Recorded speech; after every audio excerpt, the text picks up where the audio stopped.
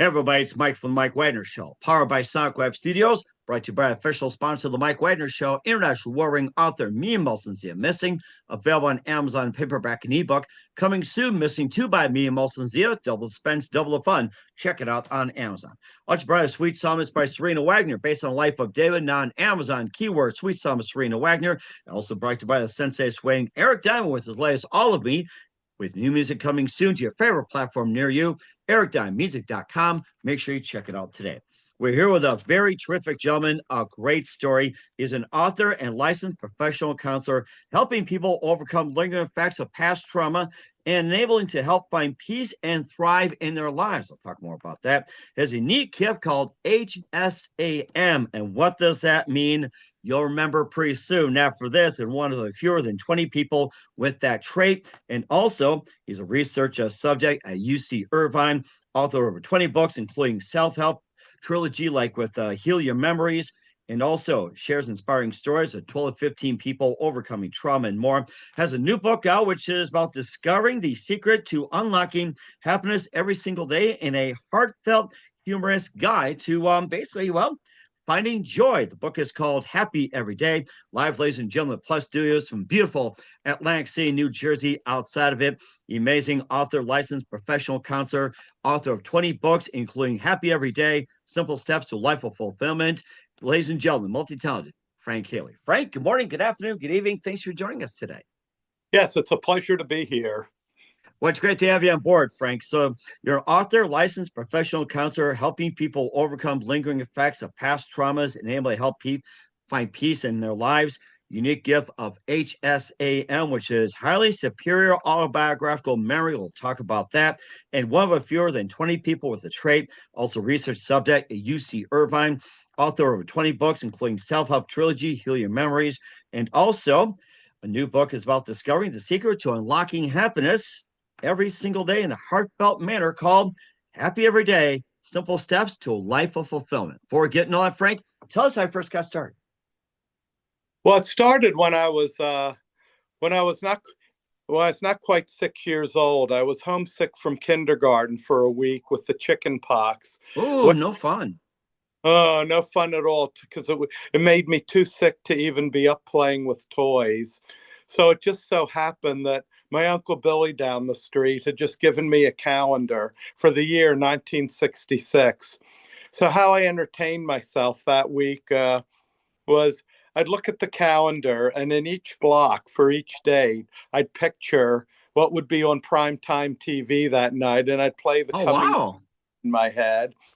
So that by the end of that week, I realized I knew what day of the week, every date in that upcoming year was going to be. This was the end of February, beginning of March. I knew that my birthday, May 21st, was going to be a Saturday that year. And I knew the American holiday of Thanksgiving was going to be November 24th, and Christmas would be a Sunday that year. Oh, my goodness. Yeah, so from that week forward, as every day went by, anything that happened to me, or I'd notice the weather, or if I hear some significant news, I would make a mental note of what date it is. Oh my gosh, that's so amazing. And do you remember what shows happened in 1966? I'm going to throw that out to you. Well, yes. Sunday was Wonderful World of Disney, so I'd imagine the castle and song. And then Monday was the Monkees. And my favorite. Yes. Tuesday was this show called Combat, a military show. I remember that. Yeah. Now for Wednesday and Thursday, they were both Batman. So for Wednesdays, I pictured Batman in the block, and Thursdays Robin. And then a good idea. And Fridays was a lesser known superhero called the Green Hornet. Hornet. That's one of my favorites, actually. That was like right after Batman. That was followed by the Green Hornet. I remember that one. Yeah. Right. And then finally on Saturdays, an animal hero, Flipper the Dolphin. Oh, my favorite. Flipper. Was it something like lightning or something like that? Better than lightning. Oh my gosh, no one so cute. Is smarter than he. Oh my gosh, yes. Okay, I'm going to throw this one to you as well. What shows were taking place in 1970, Sunday through Saturday? Let's pick. Let's see, May 1970. I think what was it? May 9th through 16th or something like that. Was it 1970? I'm throwing that one up to you.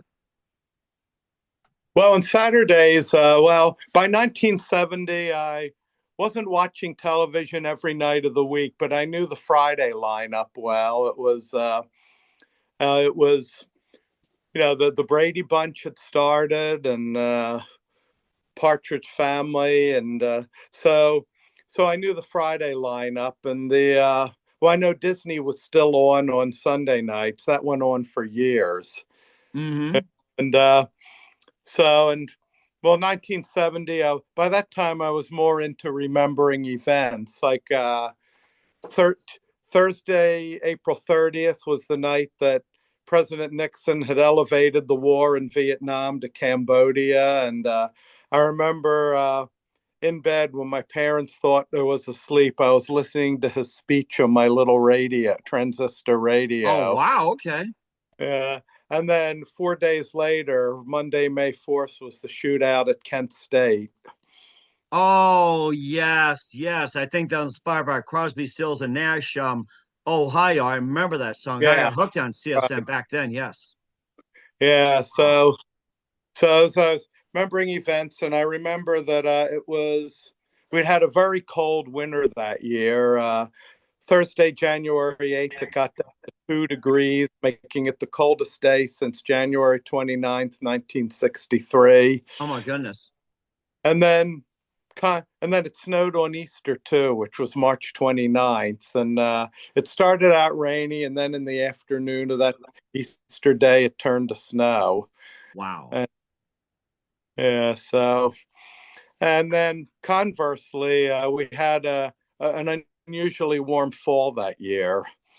Hmm. I think I can picture as well too, and I'm gonna throw this one out there too. And what what did you remember in 1975? I don't know if you're into baseball. What happened in Game Five of the World Series back in 1975? Well, I think that was the night that Pete Rose did a belly flop into second base. It was Reds versus Red Sox. Okay, Yeah, and then how I think that was about? on. Go ahead. I'm sorry. No, go ahead. No, I was going to say, I'm going to throw one more out here for continue with Frank Healy. How about I'm going to throw this one out there? I don't know if you're a basketball fan, and what happened in 1982 in Game One of the NBA championship? Well, I'm not as big of a basketball fan, but I remember it was LA Lakers versus 76ers that year, and the Lakers had taken a lead of a couple games, but then I remember on Sunday, May 30th, Dr. J I guess he decided he had enough, and he dominated that game, and the Sixers won. But eventually, the Lakers took it. But then the following year, 1983, Tuesday, May 31st, the Sixers beat the Lakers and won the What? championship. Oh my gosh. I think I have to be on one of those New York radio stations as well too, and more about author Frank Healy with "Happy Every Day: Simple Steps to a Life of Fulfillment." And what does you remember by, or you want you to remember? We'll find out just 1 minute. But first, listen to the Mike Wagner Show at the MikeWagnerShow.com, powered by Sonic Web Studios. Visit online at SonicWebStudios.com for all your needs. Look at a professional website without breaking your budget. Sonic Web Studios is the answer. Sonic Web Studios offers fast, affordable custom web designs that blow the competition away. Call today, 1-800-303-3960. It's 1-800-303-3960, or email to support@sonicwebstudios.com. Mention the Mike Wagner Show, get 20% off your first project. Sonic Web Studios, take your image to the next level. Also, time to give official shout out to our official sponsor of the Mike Wagner Show, international warring author Mia Molson-Zia. If you love fast-paced mysteries, you love Missing by Mia Molson-Zia, available on Amazon, paperback, and ebook.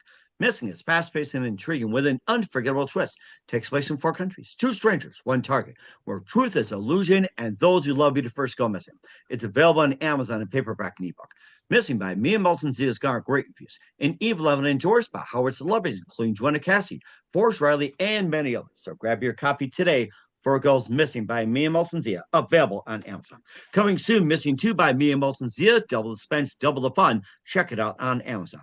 Also brought to you by The Sweet Psalmist by Serena Wagner, based on the life of David, including 30 exquisite paintings and King David's Psalms. The Sweet Psalmist gives a new perspective of David through the Psalms he wrote and his time as a shepherd where it started, and complicate your turbulent relationship with King Saul. It's a story of love, betrayal, repentance, hope, and more. Check out The Sweet Psalmist on Amazon by Serena Wagner. Keyword Sweet Psalmist Serena Wagner.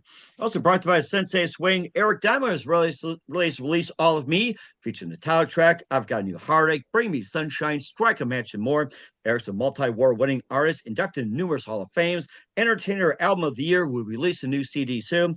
Check out the amazing Eric Diamond today, ericdiamondmusic.com. Follow on Facebook, YouTube, your favorite podcast platform, and any music platform worldwide. Also, Mike Wagner's show is on the website as well, MikeWagnerShow.com. 40 podcast platforms, 100 countries. Tickets with you on any mobile device for great gift ideas. Go to Amazon.com. Check out the Mike Wagner Show podcast. T-shirts, pop sockets, throw pillows, tote bags, hoodies. Makes great gifts 24/7. Go to Amazon.com.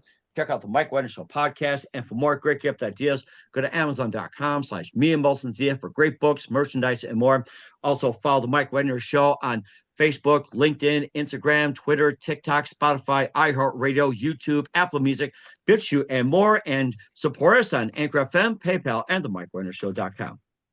We're here with the amazing author, licensed professional counselor, Frank Healy, here on the Mike Wagner Show. Before we talk about the book, Happy Every Day, and you do have that unique gift, which is HSAM, and very impressed about it. And tell us more about the trait of being a highly superior autobiographical memory.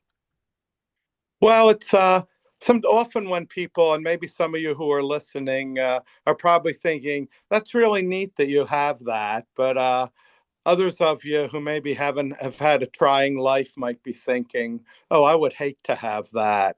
Well, it started out as a mixed bag. Sure, it's great that let's just say I don't only remember my first kiss, but every kiss, every date I ever went on, details every day of every vacation, and all the fun stuff. But the downside to it is I also remember bad days at work, romantic breakups before I finally met my wife of now 15 years.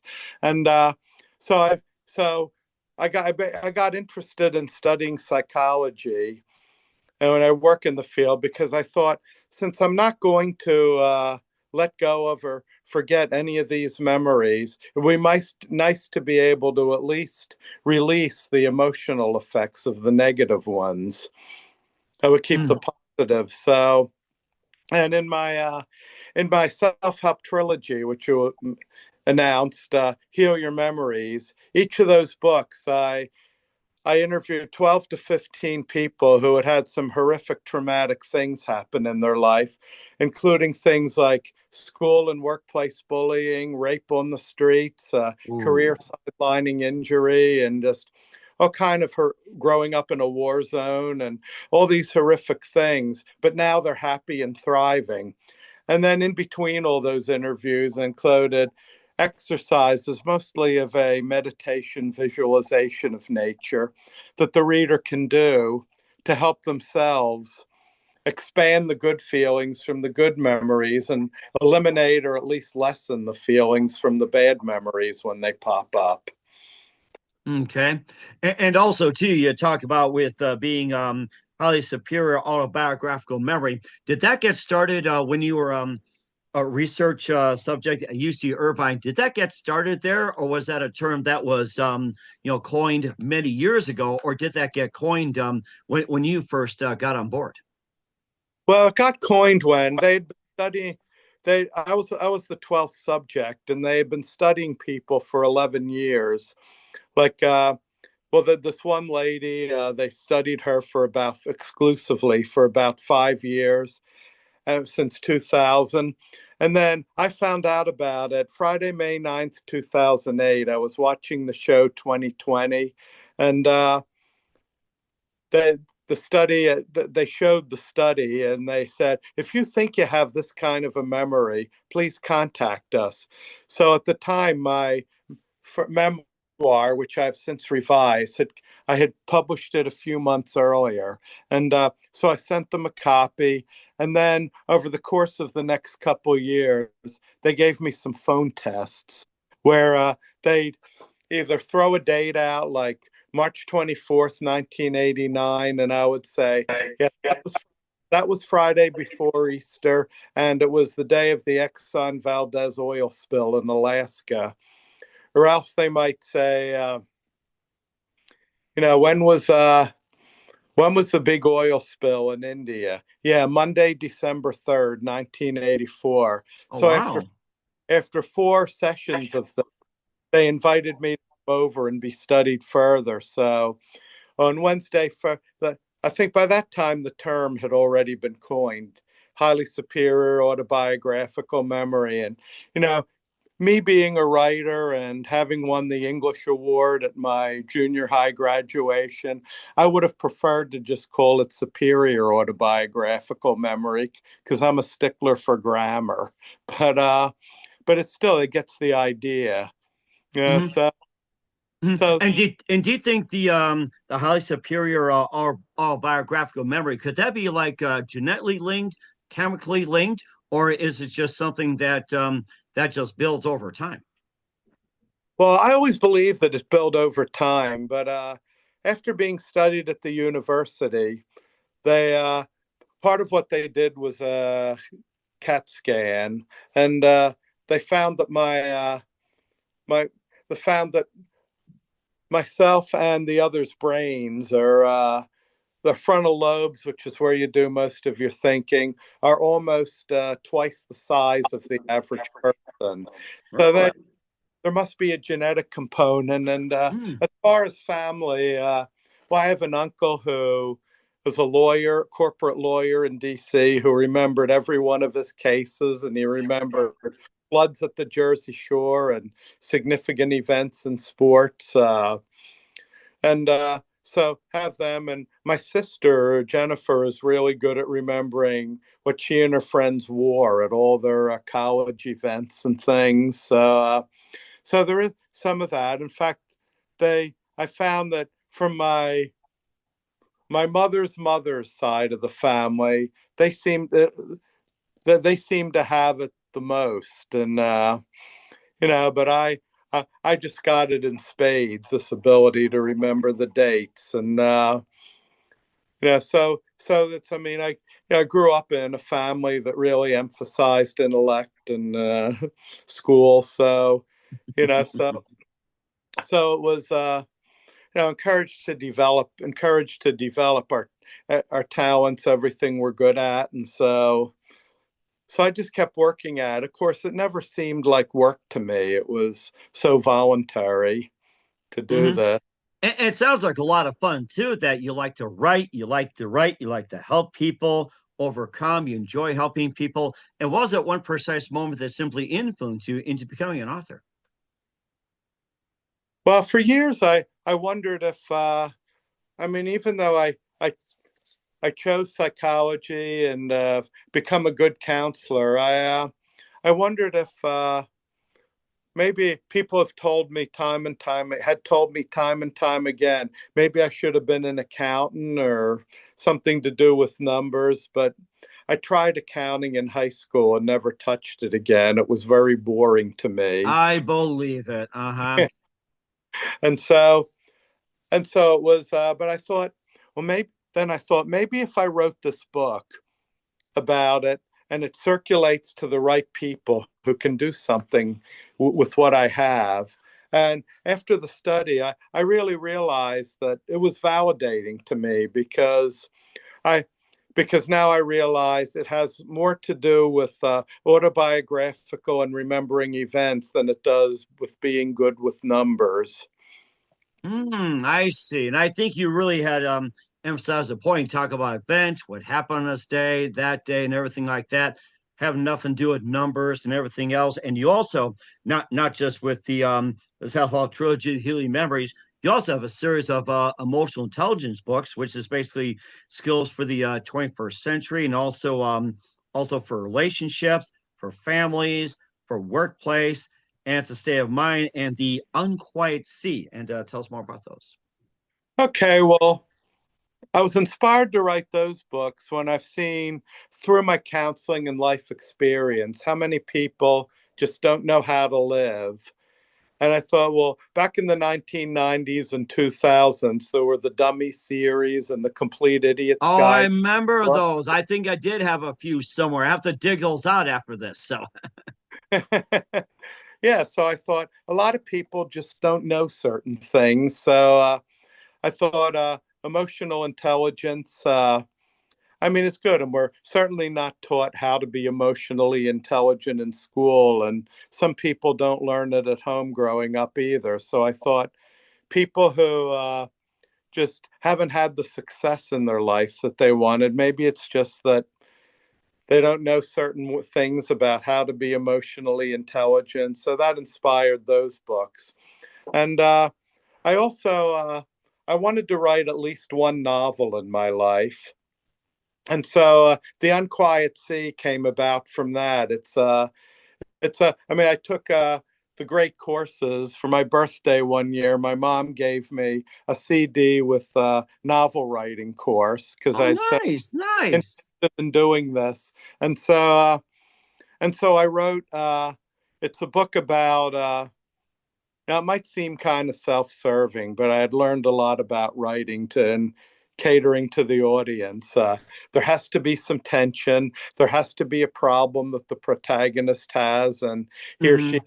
solves it or doesn't solve it in the end. So The Unquiet Sea, it's about a man with a memory like mine who seems to have it all at 50 years old. He sees clients in his beachfront house, which he bought from his father when he was 40 years old, and he still has them come down. And he has, you know, everything. He's well respected in the town, being the town psychologist and a resort. And he seems to really have it all, and he has the memory like mine, and he has a great fiance.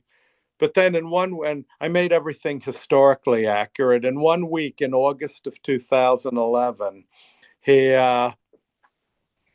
there's fear that he might lose his house because Hurricane Irene is coming up and threatening the Mm. and uh, and he a young female ex-patient of his is threatening to sue him for inappropriately touching her. And he, with his memories, thinking, no, I never touched her inappropriately. What is she talking about?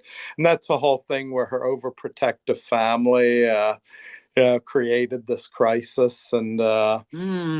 So, Okay. Okay. and and because of that, his fiance starts to get cold feet, thinking because she had an incident where she worked as for a contractor and as a secretary, and one day the boss tried to get her while she was napping, and so it's really, and then of course it's all what happens and very tense scenes where where he overcomes all of it. Okay. And plus, you had the emotional intelligence as well, too. And I thought about before emotional intelligence became very popular today. And how does emotional intelligence series and studies compare back then in the 90s compared to it today? Do you think it was groundbreaking, easier, has gotten more revolutionary, or has it just stayed consistent? Well, I think when it comes to things like emotional intelligence, it stays the same, only the background changes. It's really, I mean, there's universal right and wrong ways to do things. And, for instance, you can't be sitting in the college classroom and jumping up and down and crying if you failed a test or something. So, and in relationships, there's right and wrong ways to do it. So I think it's basic laws of nature that are involved with emotional intelligence. Hmm. And I think that's getting more important in the workplace more than ever as well, too. And here with off the licensed professional counselor Frank Healy and the Mike Wagner Show. Before we talk about the book, Happy Every Day, Simple Steps to a Life Fulfilled. We'll get that in just 1 minute. You listen to the Mike Wagner Show at the MikeWagnerShow.com, powered by SoundCloud Studios, brought to you by official sponsor of the Mike Wagner Show, international warring author, Me and Wilson's Missing, available on Amazon. Also brought to Sweet Psalmist by Serena Wagner, based on the life of King David, including theory, exquisite pains, and more. Amazon.com, keyword Sweet Psalmist Serena Wagner, and the Sensei Swing Eric Diamond with the latest All of Me and more. EricDiamondMusic.com. Back to the multi-talented Frank Healy of Happy Every Day, Simple Steps to a Life of Fulfillment after this time out. We're back to the multi-talented Frank Healy here on the Mike Wagner Show. And Frank Healy, of course, he basically just is happy every day, simple steps to a life of fulfillment. New book about discovering the secrets to unlocking happiness. And tell us more about the book and what inspired you to write it. Well, so the idea that, I've always been interested in the topic of how can we be happy in our everyday life and not just like during big events or when we're on vacation or when we're in love. How can we be happy? And over the years, I discovered that happiness really comes internally. So the book involves changing how you think, how you look at things, some cognitive therapy, things that I do, as well as meditating. And so a lot of ways to find happiness in your everyday life. And I've had, back in the 90s, I had some dealings with the Kaufmans with their Option Institute in Massachusetts. And so I didn't borrow anything from them. These are my own ideas in the book. But it's like, happiness is actually simpler than most people think it is. Now, I would say if you're reading the book and you have an organic problem with the brain where you need medication, take the medication, but these ideas in this book will be easier for you to implement when you're on the right medication if you need that. But a lot of people are just unwittingly making themselves unhappy by having negative attitudes, judging things, and not taking care of themselves. So, Mm-hmm. so Mm-hmm. And how about with people, those with PTSD or similar traumas? Do you think that would work for them? I think it would work for them if they first read any of my Heal Your Memories series, any of those 3 books, and then read Happy Every Day. Okay. And I think that's a good point as well, too. And it's just not just a book about being happy and everything. You just got uplifting insights, practical tools, and just a personal roadmap. It's almost like basically like a little how-to guide. And tell us more about that a bit. Well, in this day and age, and I've been advised this by many expert authors, that people are so rushed these days that many people don't have time to read a long book. So short books are in things. So I wanted it to be something that people could read in a short time, but then come back and reference anytime they feel they need it. Okay. And I think maybe some examples of how it apply, how to be happy in one way, or a tool like, how to happy be another, or maybe just another trick about, finding happiness, even with like, say your cat died or got run over or something, or the Cubs lost or Mets. Yes. Well, with that, I mean, it's perfectly normal and nothing wrong with being unhappy at first, but eventually, realize, be grateful for the time you had with your cat and think if you really loved your cat, then they probably had a pretty good life with you, and give me that. And I think we sometimes a little letting go of what we believe. I mean, it's useful to imagine the cat's death was very quick, so they didn't suffer much. And they were probably didn't suffer for very long and probably good right until the end. And even if an animal is suffering and you take a while to decide they need to be put down, they can still have their happy moments if you're petting them and loving them. And so, I mean, beliefs are interesting. Beliefs are not facts, they're conclusions we've drawn. So I think, you might as well pick useful ones that make you happy. Okay. Or maybe some tips right now as we speak for those who are wanting to be happy, trying to be happy, and everything like that. Maybe just a few tips right off the top of your head. Yeah, well, like say if you've had a romantic breakup, uh, it can actually, like, the more you think, at first when you're really grieving it, the more it probably, when you even think of the good times you had, that can make you feel worse at first. But it may actually, in a weird way, it might actually be useful when you're mourning a relationship to think of the problems that it had too.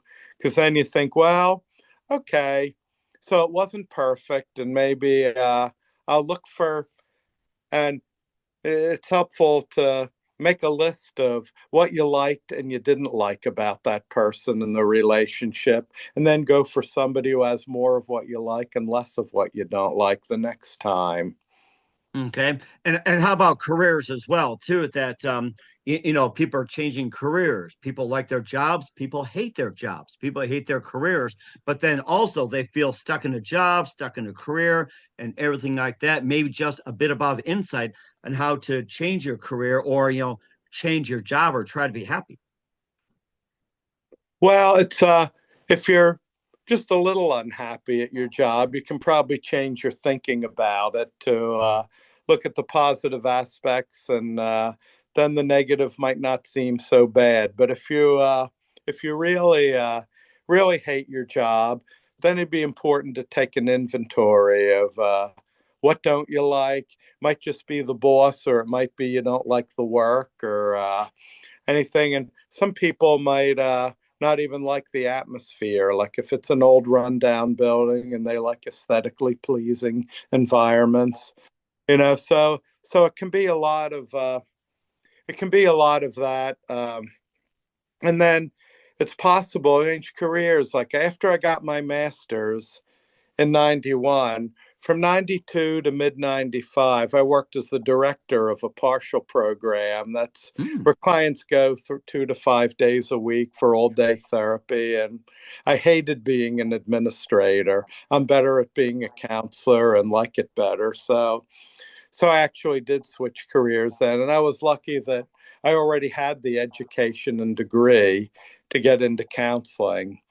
So Hmm. I didn't have to like go and earn a totally different degree. But if you're that unhappy, explore. And the nice thing about our less structured society today than it was 50 or 60 years ago is nobody's expected to stay at the same job their whole life. Totally agree. Even change careers and it won't be held against you as it would have decades ago. And I remember back in the day too that you're right. You have to have a job for 40 years, and career changing is simply looked down upon. And what do you think it is some of the causes from your things? Accepting that hey, you're not going to be a job for 40 years. You're not going to be at a career for so long, or it's like you can change careers several times, or maybe in a job like 2, 3 years and all that, different positions, and everybody's okay with it. Yes, people are okay with it, and that brings more flexibility for people. Now, some people might have a problem with that if they're a young person really confused about who they are and what they'd like. And but that's why there used to be an expression, you don't hear it as much anymore, the tryout 20s. When you're in your 20s, you try out different types of careers, relationships, friends, lifestyles, and so you have some time. And since people live longer than they used to, you can spend that time experimenting before you settle into what you like. Hmm.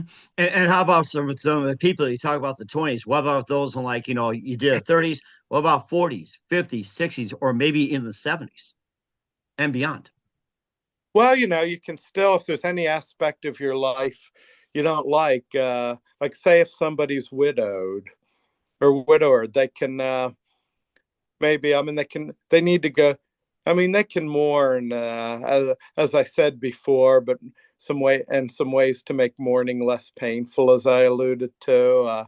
And at the same time, they might decide, well, I can enjoy my freedom or I can find somebody else because you're never too old. I remember on Saturday, April 27th, 2013, my wife and I went to a wedding of a pair of 79-year-old friends of ours. Oh, wow. Amazing. Yeah, they've both been married before, but were bereaved, and it's neat the way they found each other. And I'm going to throw one more thing out there too, if you don't mind me. What happened on August 2nd of 2017? Well, I know it was a Wednesday. I remember that, and well, it was a few. Well, it was a couple weeks later when there was the riots in Charlottesville, Virginia, that made Joe Biden decide to run for president. But I know it was a Wednesday. It was seasonably warm out, and just a lot of so that's what I remember about that date. hmm and of course, I'm going to throw this one out there. What one day would you pinpoint that really nothing happened, nothing exciting went on? Well, it's interesting. On Tuesday, December 7th, 2010, these researchers from Cambridge University in England published the study of the 20th century, and they decided that Sunday, April 11th, 1954, was the most boring day of the century.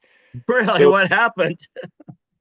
almost nothing. There was a baseball trade, and so that was the only thing that really happened that day. And the article concluded with times with so much going on in the world now, we could use a boring day sometimes. Well, it's too bad you can't predict the future. And now, come to think of it, I'll have to find out what happened on April 11, 1954, on who got traded. It's certainly not Lou Brock for Ernie Broglio, or say with Tom Seaver going to Cincinnati for like, 7 players, or let's say, oh gosh, what else? Well, we'll have to think about that later. But in the meantime, where can we find your book? Happy Every Day, Simple Steps to a Life of Fulfillment, and all your works at Frank. Okay, well, a couple places you can get it, and it's available if both in Kindle and in paperback and audiobook too. So you can find it on my Amazon page or just put my name in. And I also have a website, Healy's Healing, because since I have the perfect last name for a healer, I thought that would be a good name for the website. And so you so so you can get it from my website, which will just take you to Amazon anyway, and or you could just go to Amazon and plug in Happy Every Day, and I'll say the cover is a snow covered mountaintop. Okay, and certainly indeed, we'll remember that web. Everybody check the website as well. We're with the amazing multi-talent Frank Healy of Happy Every Day, Simple Steps to Life Fulfillment here on the Mike Wagner Show. Just a few more things, Frank. What else can we expect in 2025 and beyond? Well, I've just put out a new book that I'll be launching it probably in early April with called Stoicism for Resilience. It's about how to use Stoic philosophy to make your life better, handle stress, and make it happier. Now, I want to put it out there that many people think Stoicism is about being a human robot, like not having any feelings or emotions, but that's not it at all. It's some good coping skills for how to handle. And in some ways, it's similar to Happy Every Day, but with a ancient Greek, Roman philosophical bent to it.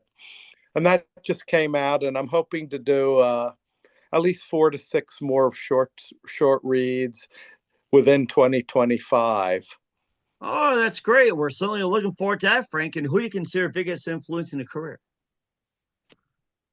Well, there've been many influences. I would say the first writers conference I went to was in LA, March 1st through 4th, 2007, with the Chicken Soup guys, Jack Canfield and Mark Victor Hansen. And I have if any writers are out there right now, I'm working with is Michelle Culp from she's from Annapolis, Maryland, and she coaches people to write a bunch of short reads and teaches you how to find the right keywords and everything. So I would definitely check her out with her digital retirement. All right. So, We'll certainly do that. And what's the best advice you can give to anybody at this point? to who? To anybody or? Anyone in general. Mm-hmm. Okay, well, best advice I can say, no matter how much intelligence or brain power you think you have, you probably have more than you think. You can learn to control your thinking and your emotions, and so that can all, I would advise anybody to claim that power, and you can do it to make yourself happier, make yourself more productive, and to get rid of victim mentality, and so much more you can do. And most of my books touch on this. So Okay. We'll certainly check that out as well, too. So we're the amazing Frank Healy of Happy Every Day, Simple Steps to Life Fulfillment here on the Mike Wagner Show. Frank, a very big thank you for your time. You've been absolutely fantastic. Learned a lot. Looking forward to having you soon. Keep us up to date. Keep in touch. Glad to have you back. Once again, what's your website? How do people contact you? Where can people purchase or check out your books? okay, well, if you want to contact me directly, well, on the one way, you could sign up for my mailing list on my website. You get a PDF, a free PDF copy of my memoir, Who Could Forget? And it was the revision from my first one. It was done in 2018, and I get that, and then you'll be on my mailing list to get all my sales specials, to get notified about them, and I won't pester you to death. I'll just let you know when things are coming up, and or you can send me a direct email, and my email is the same ID as the website, Healy's Heal one at msn.com. So it's HEALYS, and you repeat the HELY. Then you have the number one at msn.com. I've had the same website for 24 and a half years Oh, because, I mean, okay. same email. I'm sorry, same Oh, email. no, it's okay. So it's Healy's one. That's HEALY.